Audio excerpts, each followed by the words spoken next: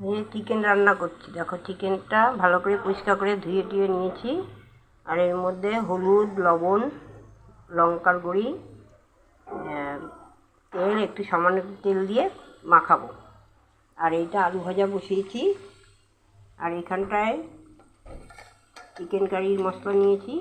আর এটা জিরার গুঁড়ো, এটা এলাচ, একটু সামান্য একটু গোলমরিচ আর দারচিনি নিয়েছি।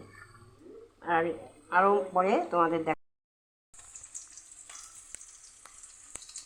এই দেখো, এই এই মাংসটা মাখিয়ে নিচ্ছি।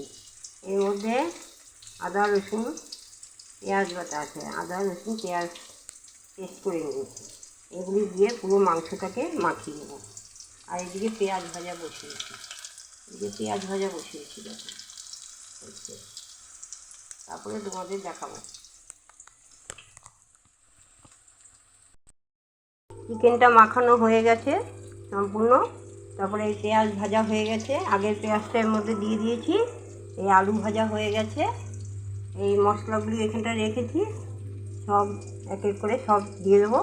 এখানে তো সব কিছু দিয়েই মেখেছি। তারপরে তোমাদের মশলাগুলি এখন সব দিয়ে দিচ্ছি মাখানোর মধ্যে। দেখো জিরার গুঁড়ো, চিকেন মশলা এগুলি দিয়ে দিলাম। সব মাখানো ছিল সেগুলি দিয়ে দিলাম।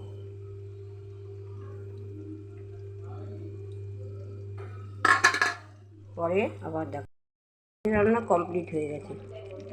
দেখেছো, মাংস রান্না কমপ্লিট হয়ে গেছে।